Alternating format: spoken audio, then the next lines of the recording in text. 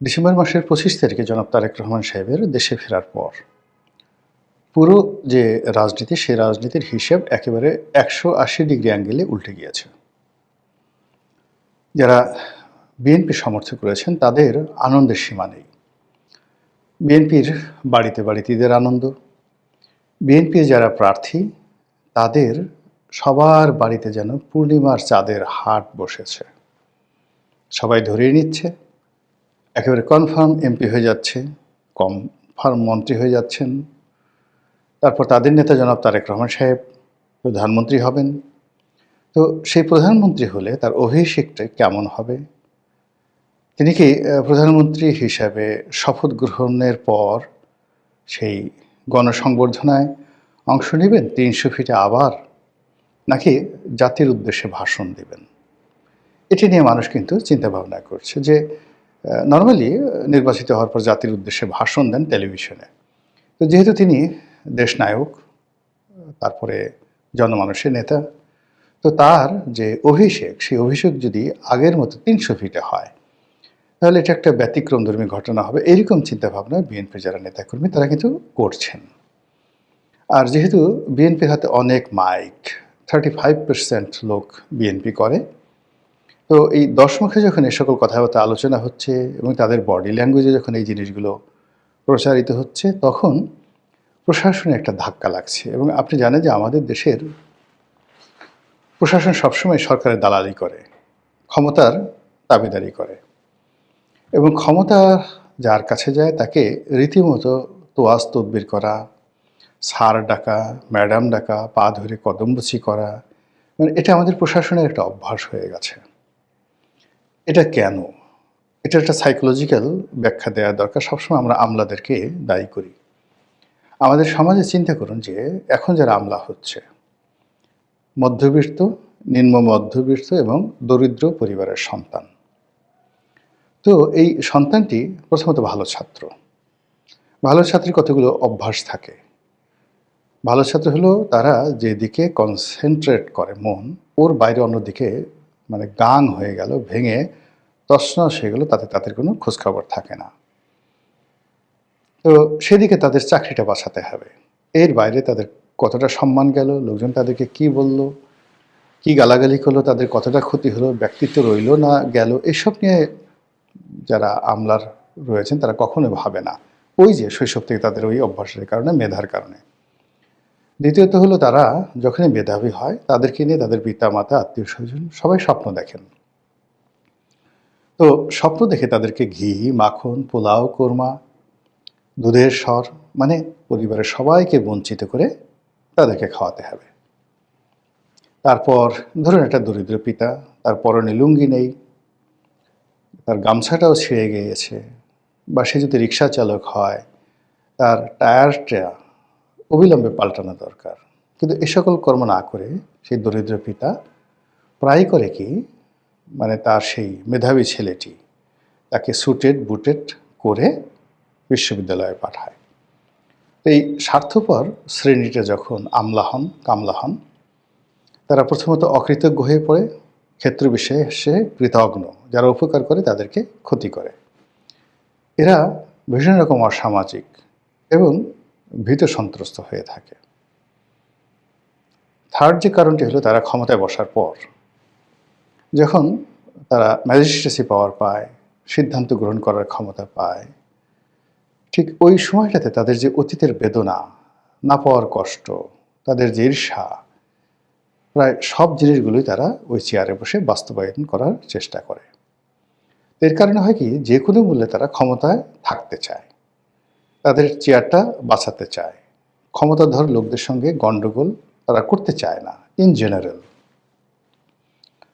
তো এর প্রেক্ষাপটে কি হলো, এখন যে বাতাস, সেই বাতাস তারেক রহমানের বাতাস। এখন যে পরিবেশ, বিএনপির পরিবেশ।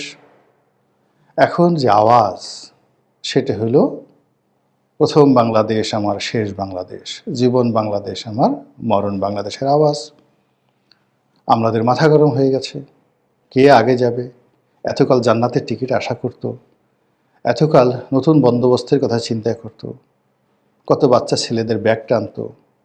এখন তারা তারেক রহমান সাহেবের দরবারে হাজিরা দেওয়ার জন্য যে দৌড়দৌড়ি করছে, ছুটোছুটি করছে এবং জনগণের সঙ্গে তারা যেভাবে প্রতিযোগিতা করে আগে যাওয়ার চেষ্টা করছে, এই দৃশ্য দেখে বিএনপির যারা প্রতিদ্বন্দ্বী ছিলেন এই গত 17 মাসে, জামাত এবং এনসিপি, তাদের মাথা গরম।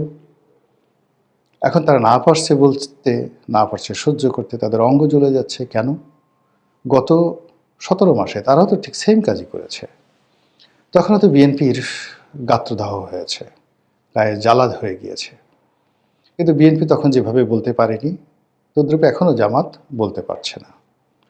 তারা টিপ্পনি কাটছেন বিভিন্ন প্রেক্ষাপটে, কথার পিঠে কথায়, বিএনপিকে, তারেক রহমান সাহেবকে, শহীদ প্রেসিডেন্ট জিয়াউর রহমানকে, তারপর বেগম খালেদা জিয়াকে, সুযোগ পেলেই তারা টিটকেরি করার চেষ্টা করছে।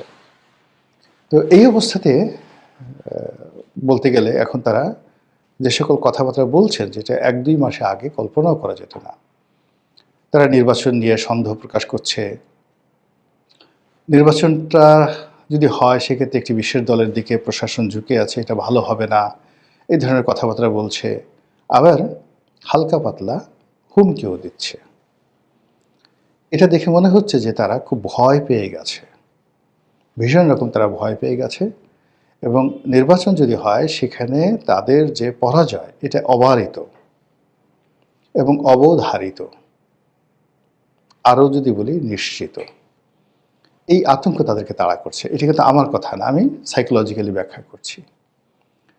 তো এই তাড়া করার ফলে আপনি দেখবেন যে গত সেই 25 তারিখ থেকে এখন পর্যন্ত জামাতের যে সকল বড় বড় নেতা, যাদের মানে পোশাকের দিকে তাকালে মনে হতো তারা রাজা হয়ে গেছেন, তারপর তারা অনেকেই বডিগার্ড নিয়ে ঘুরতেন, তারপরে নতুন নতুন গাড়ি, তারা সাধারণত সাধারণ গাড়িতে চড়তেন, এখন ইদানিং তারাও সেই লেক্সাস, তারপরে প্রাডো জিপ, ল্যান্ড ক্রুজার, এ সকল দামি দামি গাড়িতে তারা চড়ছেন।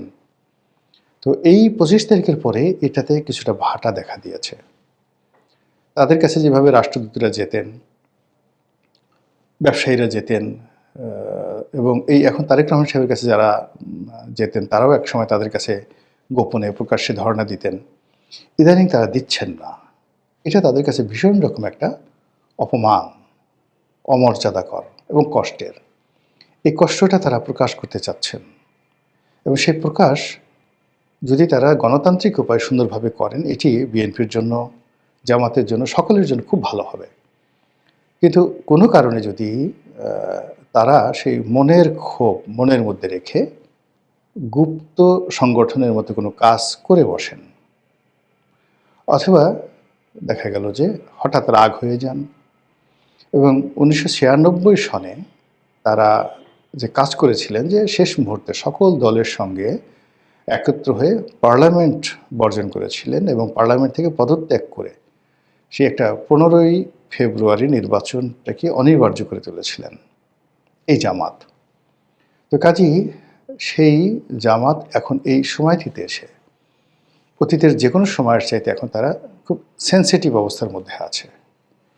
প্রথম হলো যে অতীতে তারা একটি বিশেষ দলের, মানে আইদার আওয়ামী লীগের অথবা বিএনপির, কখনো জাতীয় পার্টির, তারা সাহায্যকারী অক্সিলারি ফোর্স হিসেবে তারা রাজনীতি করেছে। কিন্তু এইবার তারা নিজেরাই একটা প্রাইম ফ্যাক্টর। তারা হয়তো আগে আশা করেনি যে সংসদীয় প্রধান বিরোধী দল হবে। তারা অত্যন্ত গুরুত্বপূর্ণ একটি বিরোধী দল, 30-35টি সিট হয়তো তারা আশা করত, যেটা যদি কারোর সঙ্গে জোট হয়, বিএনপি অথবা আওয়ামী লীগের সঙ্গে যদি তাদের একটা নির্বাচনী জোট হয়, তাহলে তারা 30 থেকে 35টি সিটে জয়লাভ করে আসতে পারবে। আর এই সময়টিতে এখন তারা এই নতুন পরিস্থিতিতে আওয়ামী লীগের অবর্তমানে তারা চিন্তা করেছে যে তারা সরকার গঠন করতে পারবে, ভীষণ রকম সরকার গঠন করতে পারবে। কিন্তু এখন যে অবস্থা তৈরি হয়েছে তাতে তাদের ভাবতে হচ্ছে যে একবার তারা নির্বাচন করে নাকি 2টো না 3টা সিট পেয়েছিল। তো এখন এক্ষেত্রে এবারও কি 2টো বা 3টে সিট আসবে কি না? যদি তাই হয় তাহলে তো মানে আত্মহত্যা করা ছাড়া উপায় থাকবে না, ইঁদুরের বিষ খেয়ে মরতে হবে। যে বড় বড় কথাগুলো বলা হয়েছে, যা কিছু করা হয়েছে, যে শান শকত, এবং জামাতের অফিসটা কীভাবে সাজিয়েছে আপনি দেখেছেন? বিএনপি অফিসের চাইতে জামাতের অফিস অনেক সুন্দর করে সাজানো হয়েছে।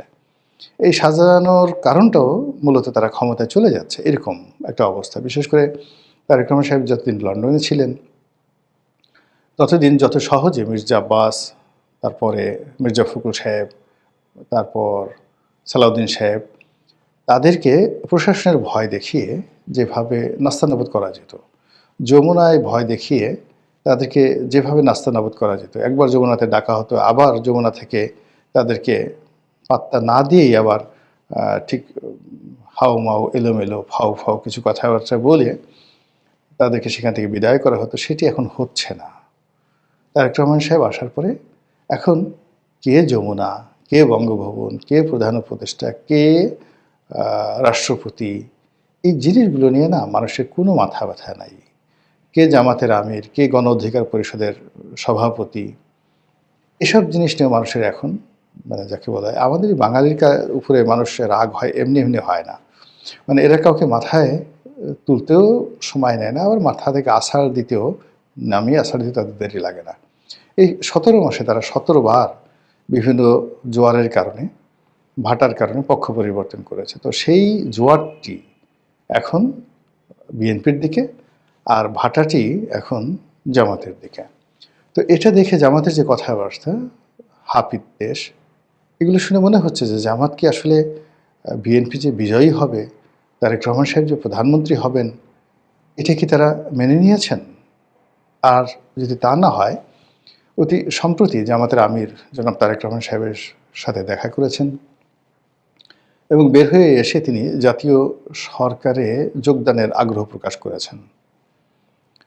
তিনি আসলে বলার চেষ্টা করেছেন যে আমরা যদি জয়লাভ করি, মানে জামাত যেটা এই মুহূর্তে অবস্থা হলো শুয়ের পেছন দিয়ে যদি উট ঢুকে, সেটাও সম্ভব না। এই জন্য কথা বলতে গিয়ে যে আমরা যদি সরকার গঠন করি, সেক্ষেত্রে বিএনপিকে আমরা জাতীয় সরকারে স্থান দেব।